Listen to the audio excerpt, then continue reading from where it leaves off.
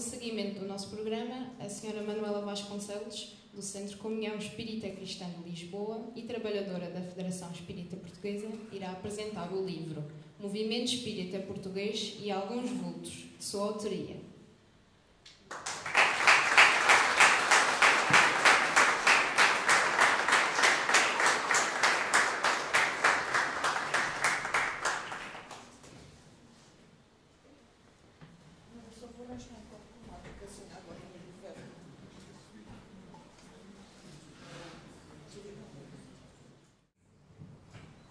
A Manuela, todos vocês conhecem, vai falar agora sobre o MEP, mas o trabalho de Manuela não foi só o MEP, não é só o MEP.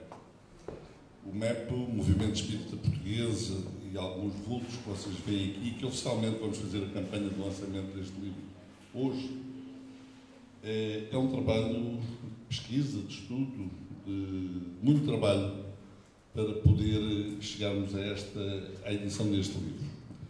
Mas ela tem mais coisas feitas e é bom que a acariciemos e que possamos ver o que ela tem escrito, além de Fernando Lacerda, que foi o primeiro livro que ela fez, portanto, com esse estudo sobre esse grande médium. Mas, se olharem ali para a banca, há um pequeno pormenor. Todos os livros que estão ali hoje são editados pela Federação Espírita Portuguesa. Estão ali dois, já estão dois, que são, além destes que falei, são da autoria de Manuela Vasconcelos. Uma Escada para o Céu, um livro infantil que é da sua autoria. Para todas as idades. Para todas as idades. É Terezinha e os Balões. Um livro maravilhoso. Mas o Menino Treme Treme está quase a chegar. Está em preparação. Os desenhos, como é um livro infantil, está... Não quero dizer datas para não falhar, mas estamos a trabalhar nele. É a mais bela história. A mais bela de todas as histórias. Um livro sobre Jesus. Como Jesus veio à Terra. Um livro infantil também, para todas as idades. Que está também aí. Esse está mais atrasadinho um pouco, mas vai chegar. Portanto, ela continua a produzir. Se calhar não teve o apoio que nós lhe deveríamos ter dado. Mas vamos aproveitar agora que já se iniciou, aqui está a Vendilhona do Templo, a trazer os outros livrinhos. Eu vou tentar apanhar, que são estes. Terezinha, os Balões e uma Escada para o Céu. Mas a Manuela continua escrevendo e escreve.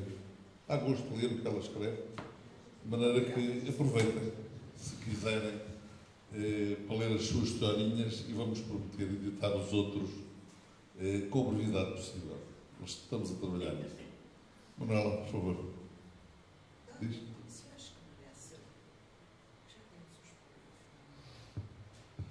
Também, depois de muitos anos de trabalho, que a Manuela, muita luta, já temos connosco o espólio de Fernando Lacerda. Fotocópias, sim, portanto, mas temos o conteúdo das suas mensagens, dos seus ensinos, das suas psicografias, muita coisa, muita coisa de Fernando Lacerda já está connosco, portanto será com certeza digitalizado para se preservar todo aquele património e estará logicamente à disposição das pessoas depois de devidamente preparado e catalogado. Foi uma luta que a Manuela teve. Foi a Federação. Mas tu trabalhaste uns quantos anos? Arregacei as mangas. Obrigado, Manuel. Vamos ouvir-te. Muita paz para todos. Já devem estar cansados de ouvir tão bons oradores. Eu não sou tão boa como eles. Sou refilona e entusiasmo muito quando estou a falar. Eu não sei se ainda aí está o Zé Teiga. Já foi pelo comboio. Já foi. É que eu ia pedir a ele para ler o poema, porque depois de ele ter estado aqui a declamar, eu não me sinto com coragem para ler poemas. Mas já que ele fugiu, então aí já é mais fácil. E então eu vou começar a minha apresentação com um poema do Espírito João de Deus, dirigido aos espíritas. Eu acho que é importante. Vós que buscais Deus sob a porcela toda feita de lágrimas e dores, deveis ser os humildes seguidores da luz do mundo, primorosa e bela. Deveis ser a renúncia que revela o grande amor de todos os amores, que perdoa e redime os pecadores na palavra mais terna e mais singela. Guardai Jesus no mundo de aspereza, dentro da mesma luz e da grandeza que consola e que eleva o coração. Sede o bem, sede amor e tolerância, que a caridade é toda a substância da lei que nos conduz à perfeição.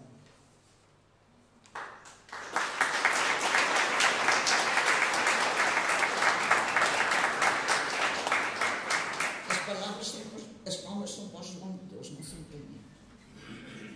O conhecimento é como o horizonte. Quanto mais subimos, mais ele se alarga. E quanto mais caminhamos, mais nos foge. Escreveu António Lobo Vilela. Os espíritas da moderna geração não podem avaliar devidamente a coragem, o desassombro, a dedicação dos antigos pioneiros do espiritismo em Portugal. Acabaram agora mesmo de ouvir isto. Para enfrentar e vencer o ridículo, o sarcasmo, as prevenções de uma sociedade fanatizada por incongruentes dogmas religiosos ou eivada de preconceitos agnósticos. Os antigos pioneiros tinham de passar, na sua propaganda, pelas forças caudinas, forjadas de humilhações, de angústias e de prejuízos de toda a ordem. Honra e glória aos velhos e destemidos pioneiros do espiritismo que souberam sacrificar-se pelo nosso nobre ideal, suportando as afrontas e os vexames. Escreveu António Joaquim Freire no seu livro Evolução do Espiritismo, edição FEP, 1952. Destacamos estes dois nomes para a abertura da nossa exposição, não só pela importância que ambos tiveram na incrementação do espiritismo em Portugal, mas ainda porque, se ambos foram espíritas, o primeiro, o Dr. Lobo Vilela, deve ao Dr. António Joaquim Freire ter se debruçado sobre a doutrina do Consolador. Joaquim Freire era um médico da família de Lobo Vilela, que um dia, num desabafo, refere ao amigo o facto de não estar a conseguir superar a morte da avó que muito amara. E Joaquim Freire, um ótimo semeador de ideias diferentes, desvenda-lhe o mistério da morte e de como todos continuamos a viver do outro lado da vida. Vilela interessou-se pela conversa, que procurou repetir mais vezes, e o interesse foi de tal ordem que mais tarde, ao ser criada a Federação Espírita Portuguesa, surgida do primeiro Congresso Espírita Nacional, realizado em maio de 1925, concorda em fazer parte dos corpos sociais da Federação. Não sabemos ao certo quando o Espiritismo entrou em Portugal. Sabemos que o Dr. José Alberto de Sousa Couto, advogado, em 1900 participou do Congresso Espírita Mundial realizado em Paris. Antes disso, tinha sido aberto em Braga o que supomos ter sido o primeiro centro espírita português, fundado por Manuel Graça e os irmãos Cunha, regressados do Brasil, onde tinham tomado conhecimento com a doutrina espírita. Isidoro Duarte Santos, na Marinha, e destacado em Sagres, ao deixar o trabalho aos fins de semana, deslocava-se daquela localidade até Braga para participar dos trabalhos que ali se realizavam. Se fosse hoje, nós todos dizíamos: já estou cansado, eu quero ir para casa e deitar-me e ver televisão. E lá se encontrava com o general Passalágua, com o Eduardo Fernandes de Matos, Martins Velho e vários outros. Afonso Acácio Martins Velho, também advogado e escritor, tal como Sousa Couto, deslocava-se pontualmente a Paris, onde assistia a reuniões mediúnicas e onde se encontrava, vez por outra, com o também escritor Essa Queiroz. Sousa Couto Depois do Congresso Mundial de 1900, relaciona-se com Alberto Rocha, Leon Denis, Aksakov, e em 1902 cria a sua revista de estudos psíquicos, que mantém até 1910. Estuda a mediunidade de Fernando de Lacerda e participa das reuniões de efeitos físicos que Madalena Frondizi Lacombe realiza em casa com a médium Condessa Castelo Wick, pseudónimo de uma senhora da primeira sociedade portuguesa, e à qual assistiam igualmente o Dr. Augusto de Oliveira Feijão, professor da Faculdade de Medicina, Lacerda, e muitas vezes o marido e o filho de Madalena.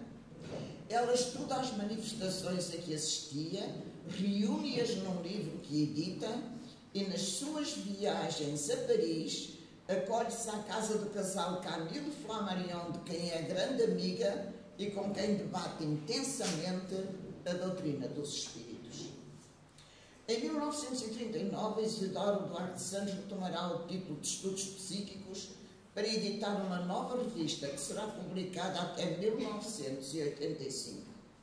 Fernando de Lacerda, inspetor da Polícia do Governo Civil, devido à sua mediunidade, torna-se o correio entre o mundo espiritual e o terreno e entrega aos jornais uma mensagem que o espírito Camilo Castelo Branco lhe pede que escreva para o escritor Silva Pinto, de quem fora grande amigo e que via em perigo de o seguir no passo louco do suicídio.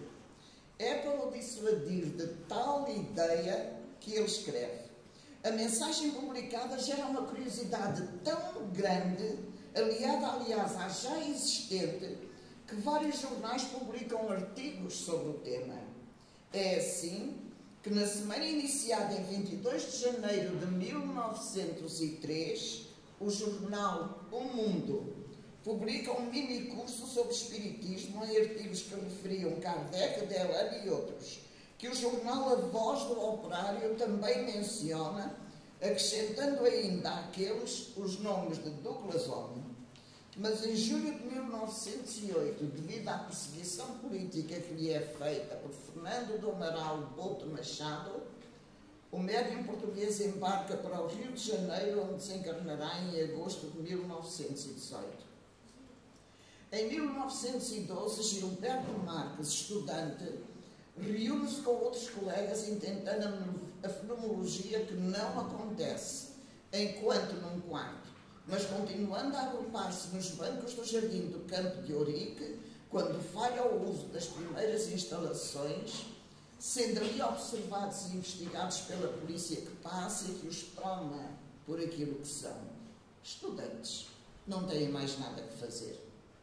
Mas Gilberto Marques interessa-se realmente pela doutrina que descobrira e cujo conhecimento aprofunda.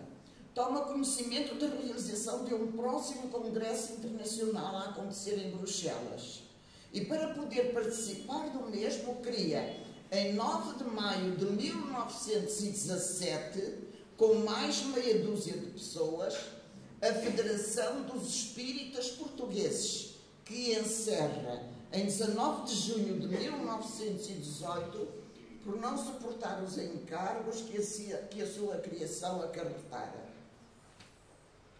António Castanheira de Moura, comerciante, Lobo Vilela, estudante de engenharia, Joaquim Freire, médico, que já sofrera a pena de prisão por ser contra o regime instituído, conseguindo fugir da cadeia, atravessar a Europa até a Itália e embarcar para a América do Sul, onde se manteve num alto exílio que dura alguns anos, juntam-se ao advogado e escritor Martins Velho, contactam o grupo espírita já existente em Leiria e, agarrando a sugestão que vem do sul do país, resolvem realizar o primeiro Congresso Espírita Português, que esteve quase para não acontecer, quando Maria Veleda sugere que o Congresso fosse chamado de espiritualista e não de espírita. A reação que de imediato encontra nos componentes da possível futura comissão coordenadora fala recuar na sua sugestão e marca-se então o mês de maio para a realização do mesmo. Desculpa.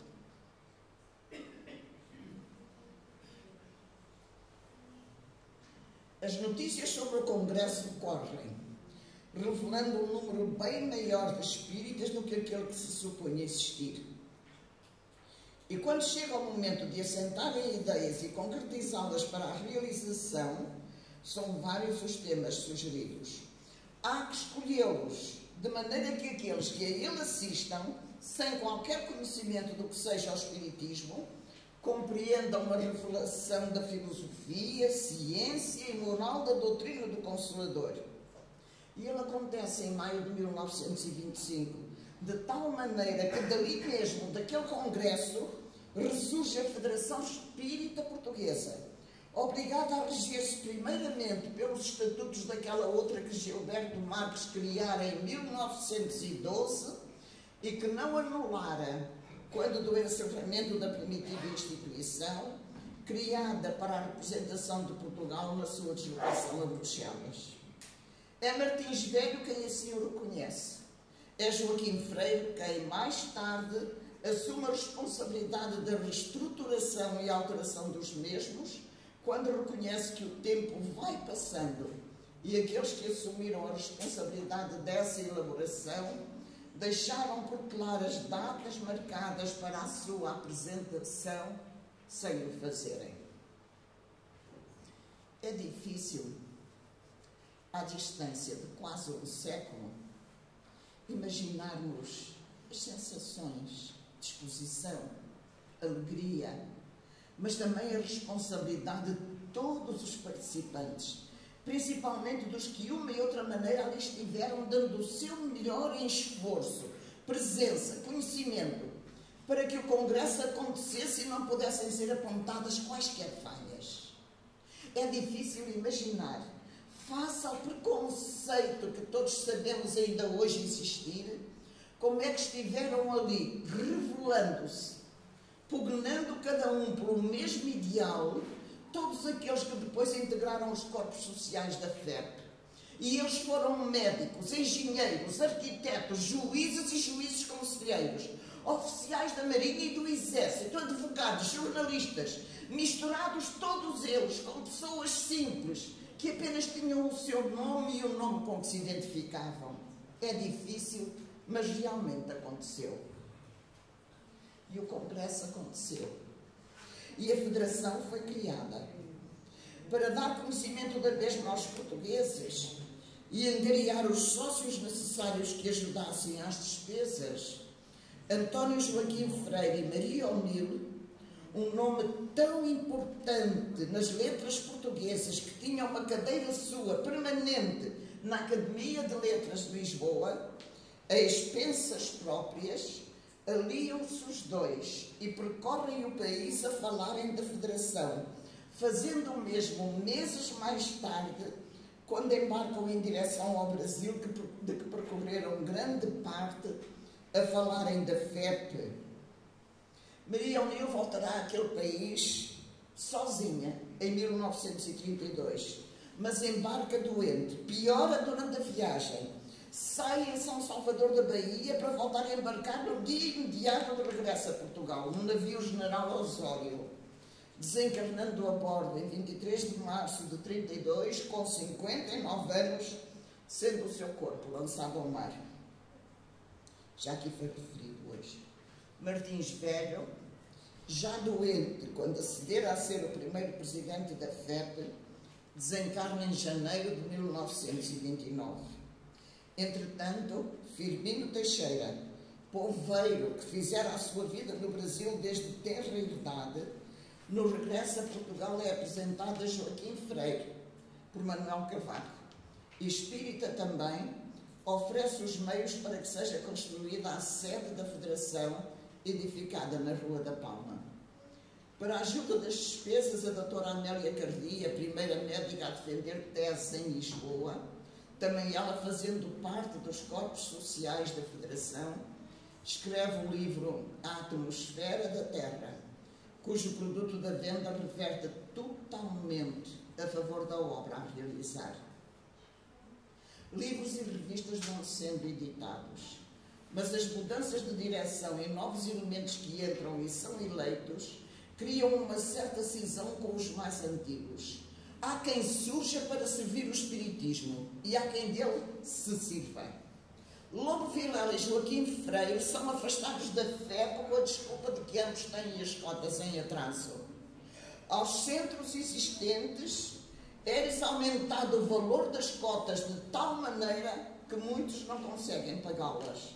Mas no final de 1952, os antigos sócios juntam-se num abaixo-assinado, pedindo a realização de uma Assembleia Geral para a eleição de novos corpos sociais.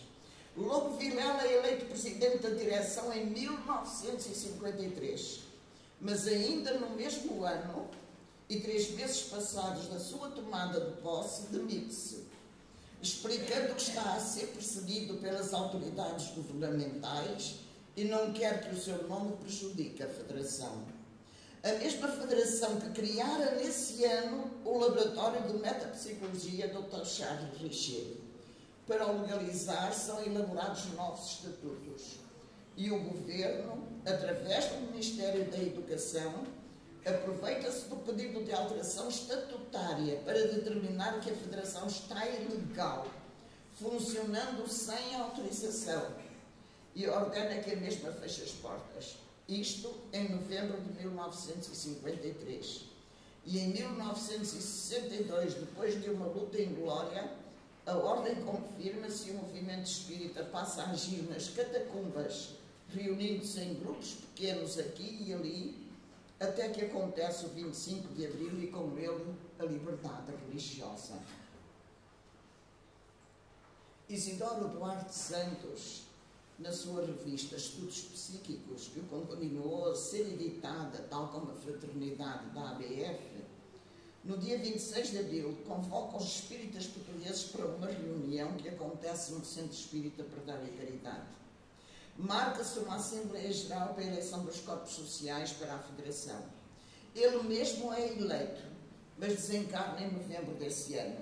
Seguem-se António Ernestino da Lima Rodrigues, que poucos meses depois vai viver para o Alentejo, demitindo-se do cargo por não poder dar à fé para a assistência que ela necessita. Depois, o Dr. Jorge Raimundo, que meses mais tarde desencarna também. Maria Raquel Duarte Santos, então secretária de direção, aceita assumir a presidência. Desloca-se ao Brasil. Traz-nos o apoio do Dr. Francisco Tizano, presidente da FEB.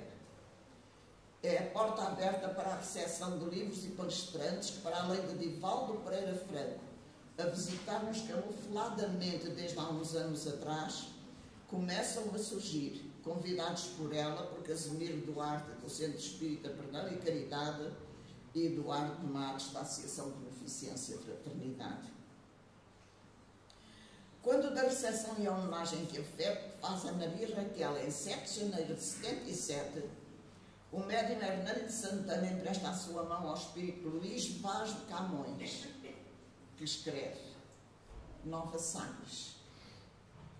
Pátria minha, porque me entendes morto, e portanto acabado me presumes, estranhas que te falo deste porto que de certo supões e crês sem lumes. Amar-te todavia, meu conforto, ainda que em denso ouvido tu me esfumes, porquanto o amor, que vero e bom se preza, pode esquecido ser, mas não despreza. Deste plano mais alto, mais se avista, e juízos se faz bem mais isentos. Tu, porém, nos surges sempre à vista, clara de sol e eirada de bons ventos. Mesmo que veja em ti sobra que exista, jamais fui de me dar a vãos lamentos. Eu creio firmemente em teu destino, bem sofrido talvez, mas peregrino. Se de algo prevenir te assaz quiser, é de uma nova Sagres que em ti nasce, escola que prepara a primavera de um novo dia que te surge à face. Nova luz para a Europa e nova era. Quis Deus que do teu solo se elevasse, espírita de certo e portuguesa, Nossa federação, nossa certeza. Emile empresta ao exército que reme. Volva à trincheira ao glorioso infante. Portugal se lhe ergue qual gigante do velho mundo novamente ao leme. Cristo abençoa o pavilhão flamante que nos céus lusitanos brilha e treme. Jesus, Kardec e amor, lema sublime, nossa bandeira célica se imprime. Excelsa vocação de um grande povo, mundos ocultos descobrir às gentes. Agora, em mares de ideais, de novo tem-vos o mundo, ó bravos lusos crentes. Não é de balde que vos canto e louvo, companheiros amados e valentes. Deus salve a Lusitânia nobre e santa. Deus salve Portugal que se levanta. Sob a direção de Maria Raquel, surgem os primeiros regulamentos a complementarem o novo estatuto. Porque o governo civil rejeita o nome e os estatutos antigos dizendo-os inexistentes. E já que assim é, começa a luta pela devolução dos bens da Federação, que continua até hoje. Internamente, Maria Raquel convoca reuniões quinzenais entre os dirigentes e colaboradores dos centros para se aligeirarem dificuldades de trabalho. E em maio e junho de 85, o Círculo Cultural de Juventude Espírita Meimei de Águas Santas comunica a realização de um mini-congresso que acontece em 28 de julho do mesmo ano, iniciando-se assim os Encontros Nacionais da Juventude Espírita que se mantêm até hoje. Em 22 de janeiro de 89, em Madrid, são aprovados os estatutos da Confederação Espírita Europeia, com a participação dos espíritas franceses, espanhóis, belgas e portugueses. Mas em 19 de outubro de 1991, aquele nome é alterado, passando a chamar-se Conselho Espírita Internacional, com a aprovação dos representantes da Espanha, França, Bélgica, Colômbia, Estados Unidos, Brasil, Argentina, Inglaterra, Guatemala, Uruguai, Portugal, Porto Rico, Peru, Paraguai e República Dominicana. Pela FEP assinaram Manuel dos Santos Rosa e João Xavier de Almeida, respectivamente presidente e vice-presidente da FEP, e Adriano José da Fonseca Barros, que presidia a Assembleia Geral. Em dezembro de 1994, no Hotel Meridiano, em Lisboa, totalmente esgotado, com uma assistência de 950 pessoas, acontece finalmente o segundo Congresso Nacional de Espiritismo. O patrono do mesmo é Fernando de Lacerda, cuja efígie é marcada pelo carimbo dos Correios, uma lança em África conseguida por Carlos Alberto Ferreira, do Perdão e Caridade. E é aqui também, nos corredores do Congresso, que surge a notícia da aquisição de uma sede para a Federação, inaugurada na Damaia em 1996.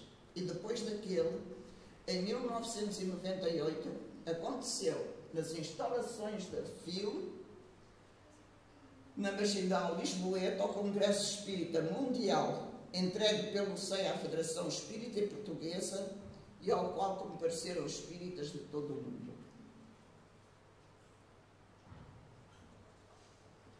Desde a primeira comparência de um português a um congresso internacional em 1900, muita água correu debaixo das pontes. Viemos do ontem, mas queremos um amanhã sempre tão puro para a doutrina dos espíritos como o que nos levou Allan Kardec. Do lado de lá, aqueles que nos precederam continuam-se debruçados sobre o nosso país. Incentivam-nos a melhorarmos este Portugal pequenino, mas tão grandioso na sua história espiritual, que Jesus entregou-o a Elide. Mais tarde deu-lhe António de Lisboa, a Rainha Santa, Nuno Alves Pereira. Então, unamos-los a todos num ramo de flores raro, porque feito só de coração e amor. Enquanto lembramos ainda Luís de Camões em palavras de alento, desta vez na psicografia de Jorge Rizinho. Portugal liberto. Ó pátria minha, que por tantos anos sofreu dos ímpios trágicas torturas, De ti não me apartei nestas alturas, nem Deus te abandonou aos desenganos. Já resgatados foram os enganos que acometeste contra as Escrituras, quando querias calar nas sepulturas com ferro e fogo os anjos soberanos. Avante, Portugal, lindo altaneiro! O dogma que faz vila potestade destrói sem medo, agora sob o pé, que Jesus não deseja em cativeiro quem, inspirado pela divindade, os mares conquistou com tanta fé. Lutemos pelo movimento espírita português.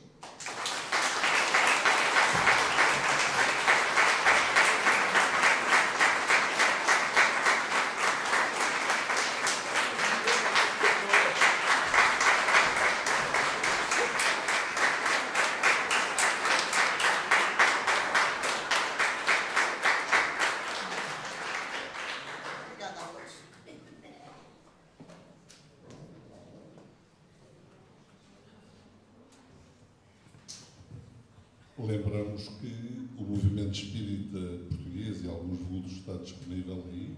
Se alguém quiser aproveitar, a Manuela depois terá muito gosto em fazer os autógrafos, para quem quiser, assim como os livros infantis. Obrigado.